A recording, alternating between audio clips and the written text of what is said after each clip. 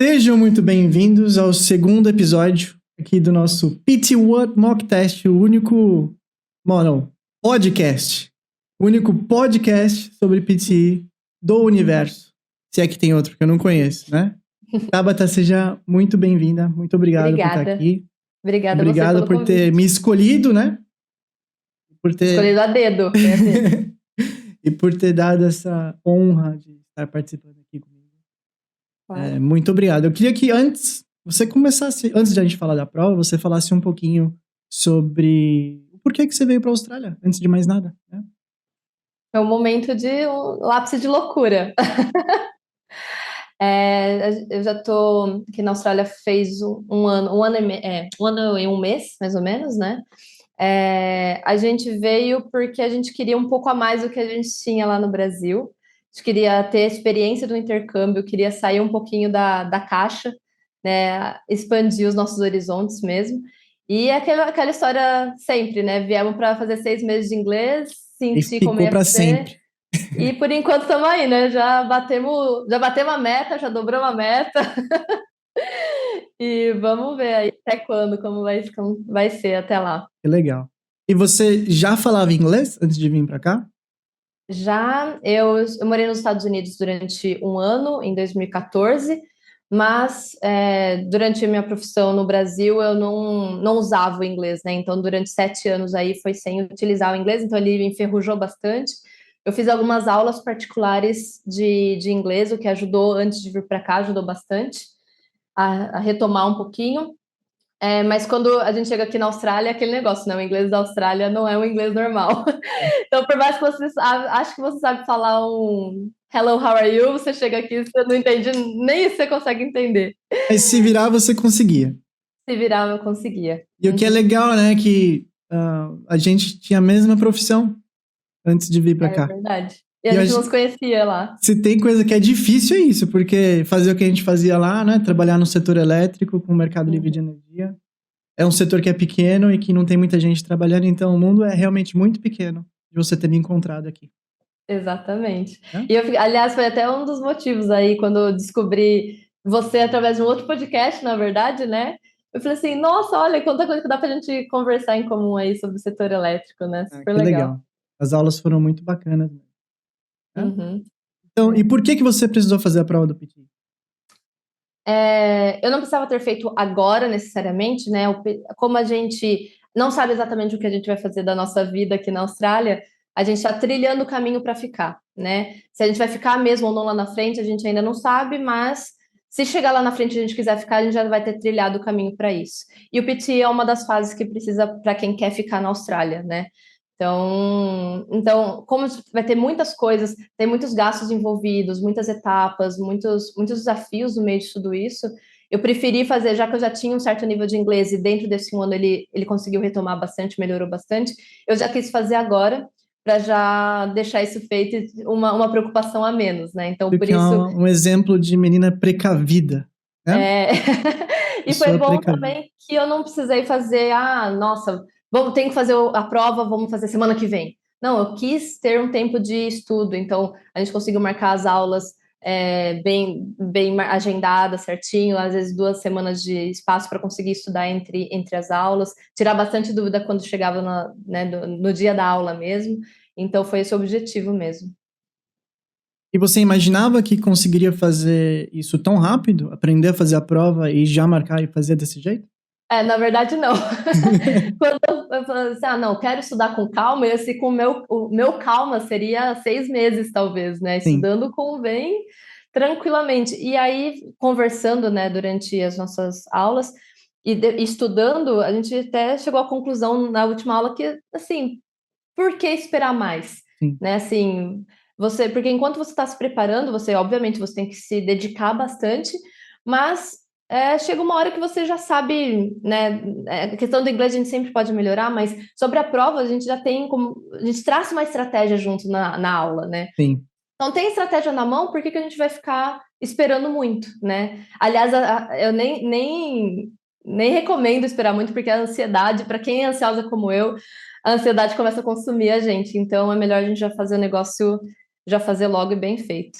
São $410, tem que ter muito cuidado, mas a partir do momento que eu consigo identificar que você realmente não vai correr risco, naquilo que a gente consegue, obviamente, gerenciar, eu também não vejo por que esperar para fazer. E você não tinha prazo, não tinha o deadline ali logo atrás de você, dava para fazer numa boa, né? Até mesmo como um processo de aprendizagem pensando num cenário que desse errado, pelo menos experiência você teria tido. Né? Não teria tirando os $410, não teria problema se tivesse que fazer de novo, né? Não tinha prazos, nada. Mas você me passou muita confiança. Então, assim, isso também, essa parte psicológica ajudou bastante mesmo para falar, não, tá pronto, a gente já traçou o caminho, é só seguir. Isso ajudou bastante mesmo. Muito feliz. E você tinha o target de 50, né, para aplicar como partner. Exato. E você quase conseguiu 65. Meus parabéns. Foi quase, obrigada. Faltou muito pouquinho. Tenho certeza que foi questão de detalhe. Né? Fiquei ali no 62, o que está excelente. Bati meu target, bati o que eu preciso. Foi a primeira vez fazendo a prova, então ótimo, excelente. Por mais que eu sinta que o meu inglês, né, eu consigo me virar, mas ainda eu tinha bastante medo sobre o meu inglês de ele ser muito dele estar enferrujado ainda. Então, assim, eu fiquei feliz com o resultado, que eu acho que foi bem o que eu esperava. Tá show. E me fala uma coisa. A prova em si, não dessa prova que você fez, mas do PTE como um todo, tá no formato e tudo. Qual é a sua maior dificuldade, ou qual foi a sua maior dificuldade na prova? Você diz em relação a questões? Qual tipo da questão? Tipo de questão, ou formato, alguma coisa te pegou? Acho que duas coisas. Para mim, faz muita diferença não ter um break, de verdade. Então, 4 questões diretas, o seu cérebro parece que está saindo fumaça da sua cabeça quando sai de lá. Então, eu sinto falta de que fossem 5 minutos de break para respirar e seguir, mas até como a gente fez bastante mock tests na plataforma, né? Você consegue até o time management, você consegue para um pouco, respira e continua, mas eu sinto falta de um break. E acho que o terror de todo mundo foi ser, né? Se todo mundo fala o repeat sentence, foi Sentence. O terror. E é realmente o terror. Se eu ganhasse $1 para cada pessoa que falasse isso para mim. Foi realmente, porque às vezes uma palavra que você perde, ou então você entendeu a frase completa, por mais que você faça anotações, não dá tempo de você pensar se realmente aquela palavra foi utilizada, e você tem que falar ela. Por outro lado, a gente falou isso nas nossas aulas, eu acho uma questão muito inteligente, porque se você me falar uma frase em português, eu vou conseguir repetir de primeira, então o mesmo tem que ser para quem tem uma fluência em inglês. Então, acho uma sentença, uma questão muito inteligente, mas, nossa, terrível. Não recomendo. Difícil mesmo, mas é difícil pra caramba. Ela é difícil, E é muito mais difícil pra quem não tem um inglês competente, tá querendo provar a competência. Para quem não tem inglês proficiente, tá querendo provar proficiência. Fica mais difícil. E, na minha opinião, é uma das questões que realmente prova que o PT precisa do nível de inglês. Ele está sendo testado. Exatamente. Não concorda comigo? Sim, muito. E o fill in the blanks também, eu acho que uma das coisas principais ali foi o time management, que foi importante para fazer o reading, que a gente praticou bastante nas aulas, isso foi ótimo. Mas que dá uma vontade de você ficar ali um tempinho a mais, uns segundinhos a mais para tirar aquela dúvida, porque de quatro ou 3 opções ali, você tem que decidir uma. E se você errar, errou e não tem o que fazer, não tem chegou perto. Para a prova é binário, né? Exato. Você então, não pode... Essas duas questões, eu acho. Você não pode overthink, né? Pensar demais. Às vezes você até troca uma resposta estava certa ali por estar realmente pensando demais. Ou você conseguiu perceber a importância de gerenciar o seu tempo para chegar no final da prova, ou pelo menos no final dos módulos de reading e listening com tempo suficiente para fazer todas as questões, né, com calma? Completamente. 100%. Não, porque se você se interage no reading, por exemplo, se você se interage ali no fill in the blanks, que é a primeira da sessão, você perde ali todo o seu tempo naquelas primeiras 2, 3 questões, talvez, e já era, você não faz mais nada do resto. e que tem muitas outras questões depois para ver que são, Sim. né, não são as Big Four, mas são muito importantes também.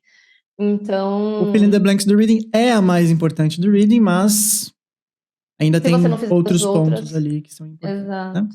exatamente. Então, o time management, do jeito que a gente treinou na aula, né, dos 3 minutos, 2,5, 2, enfim, tudo certinho para cada uma delas, foi essencial. Tanto que eu acabei a prova exatamente, assim, parece que eu coloquei o ponto final da última questão de listening, o tempo acabou. O tempo acabou. Eu só não consegui revisar ali a última questão, mas eu fiz ela inteira e fiz com todas as possibilidades. Sim. Então, o time management foi essencial. Para essa prova, com certeza, você estudar para a prova, além do inglês, é primordial. essencial. E me fala o que foi o PT What e o Gustavo na sua vida de preparação para a prova. Então, eu vou falar que foi essencial, parece que eu estou sendo muito repetitiva, mas de fato foi. Né? Quando eu comecei, eu cheguei a ver alguns vídeos na internet, porque na internet você acha muita informação, mas ela te causa até muita ansiedade, porque tem muitas informações, algumas informações que são contraditórias entre si, ou não falando que são erradas ou não, mas tem estratégias de todos os tipos diferentes na internet. Então, se você começa a ver diversos vídeos, você começa até a se perder e então, assim, você ter uma coisa focada, direcionada e personalizada, né? Que acho que isso talvez tenha sido o grande diferencial, a gente sentar no horário fixo, só nós dois ali, e falar, ó, aonde você tem dificuldade, vamos treinar mais aqui, quais são as suas dúvidas. Isso aí fez toda a diferença, né? E acho que isso aí foi. Não posso deixar de falar da plataforma, que ajudou muito também, uma plataforma muito fácil de ser usada, muito intuitiva, e que você tem lá, nem sei quantos, 200, 300 de cada uma das questões, nem sei quanto é o máximo, mas tem muitas possibilidades para você ir treinando e ela te dá um feedback ali on time, que você pode fazer isso de vários lugares onde você estiver. Então, não é só assim, você ouvir um vídeo na internet e você achar que você repetiu de maneira correta. É uma ferramenta mesmo te avaliando ali on time, além das próprias aulas.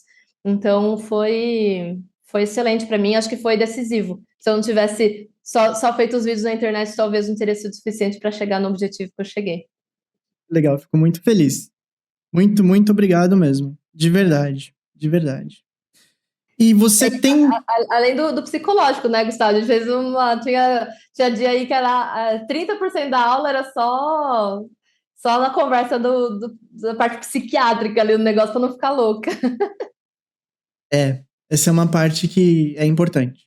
E é que eu Sim. costumo dizer, você teve a vantagem de que você não tava com um deadline, um prazo te percorrendo atrás de você, entendeu? Uhum. Tem muita gente que ou deixa pra última hora, ou fica sabendo em cima da hora que precisa fazer a prova. Exato. E aí, por ter uma data limite pra fazer, essa pressão, ela é muito grande. Né? Sim. E às vezes faz uma vez, falha, faz outra vez, falha, tenta fazer sozinho, não procura ajuda. E às vezes aparecem uns casos pra mim que assim, ou vai ou racha. Eu tenho 2, 3 semanas pra fazer. Eu preciso muito trabalhar essa parte emocional, né, de mostrar que a pessoa tá pronta, ou indicar exatamente onde ela vai precisar trabalhar pra melhorar. Porque memorizar template e entender como faz a prova, às vezes não é suficiente. A pessoa precisa se dedicar um pouco mais para aprender uma gramática básica, pronúncia básica, aprender a fluir melhor, né, esse tipo de coisa. Por isso que eu acho essa metodologia muito boa, né, e recomendo até, porque exatamente para ela ser personalizada, o que funciona para mim, ou o meu momento, ou o que eu estou fazendo, é diferente de uma outra pessoa que tem um deadline, que ficou sabendo de última hora, que precisa, que já tem um inglês super avançado, ou que não tem inglês nenhum e precisa anyway. Então, assim, essa questão de ser personalizado faz toda a diferença para fazer a prova, com certeza. Legal. Muito obrigado pelo feedback, mais uma vez. Você tem alguma dica para quem está fazendo a prova? Para você continuar inspirando pessoas por aí? A dica é, enquanto você pega para estudar, não importa o tempo que você tenha, estude muito, se dedique muito. Isso não quer dizer que você tem que estudar 5 horas por dia, até porque, principalmente na Austrália, a gente não tem esse tempo. mas que seja ali 30 minutos por dia, 1 hora por dia, dependendo do seu deadline. Então, mas se dedique àquilo. É, ouça o que às vezes a gente fica pensando, acho que para mim é melhor, não tem um achismo. Procure um profissional como o Gustavo, que vai te falar onde você precisa ir, o que você precisa seguir, o que você precisa fazer, Sim. né? Então, foque no que você precisa e ouça um profissional. Não fique só na sua cabeça.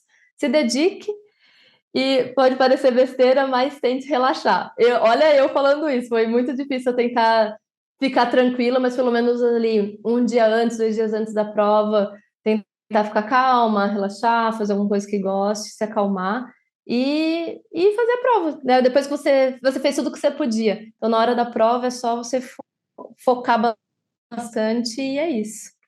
Legal. Vamos dar uma dica mais direcionada?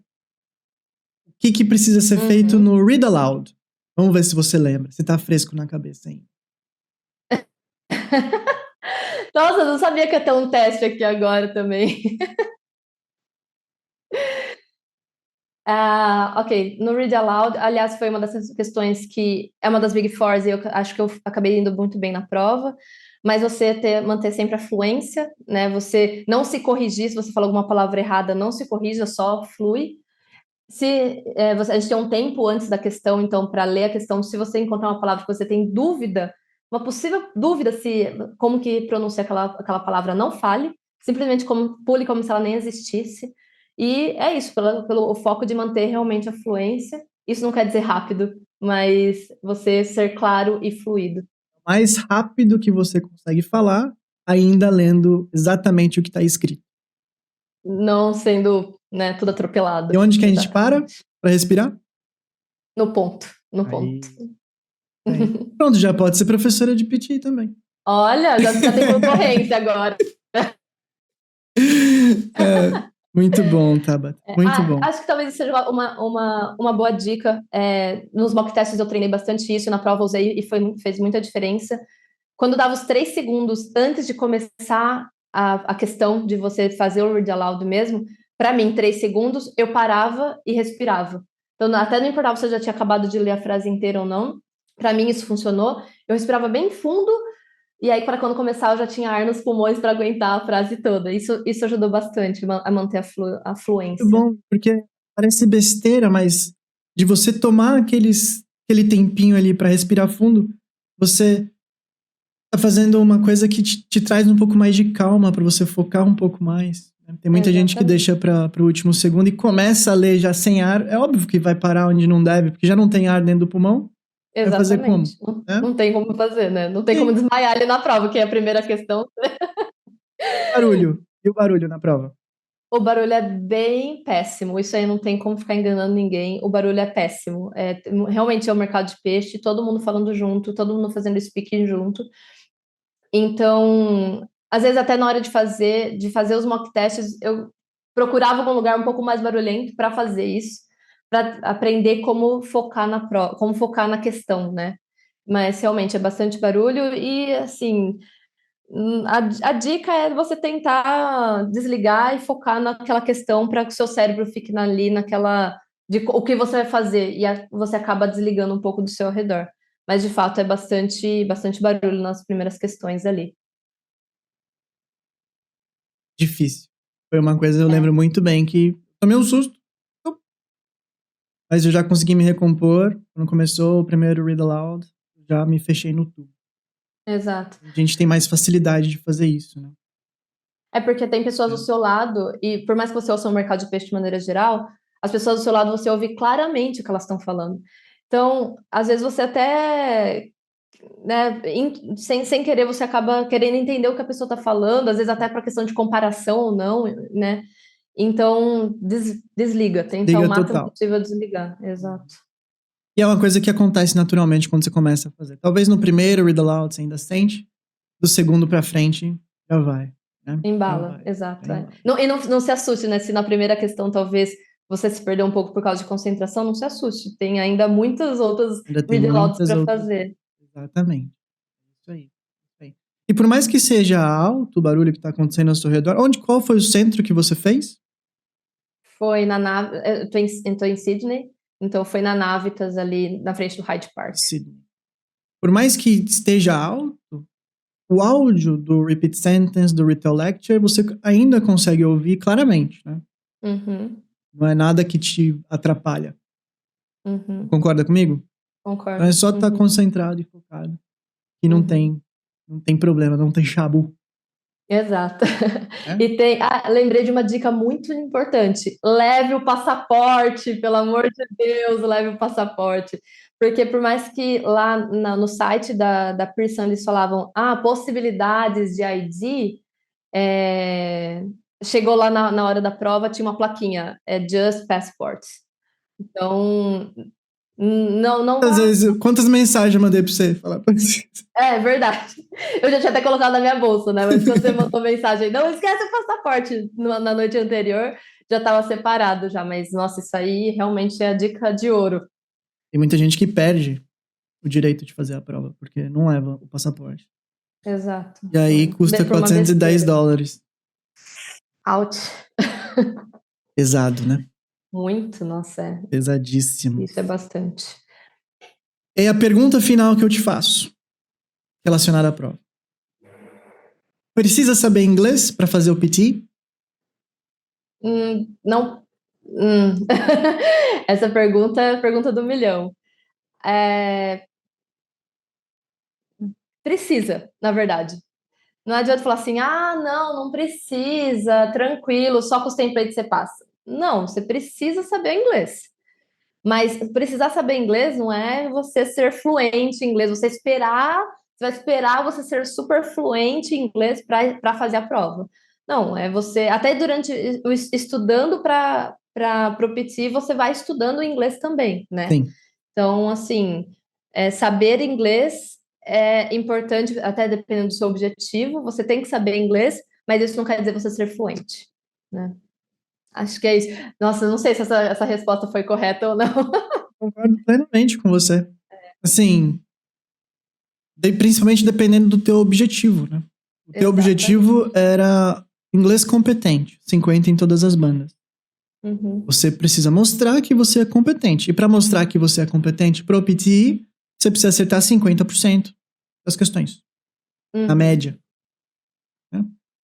Eu não consigo imaginar uma pessoa que tem zero inglês, assim, conseguindo acertar metade da prova.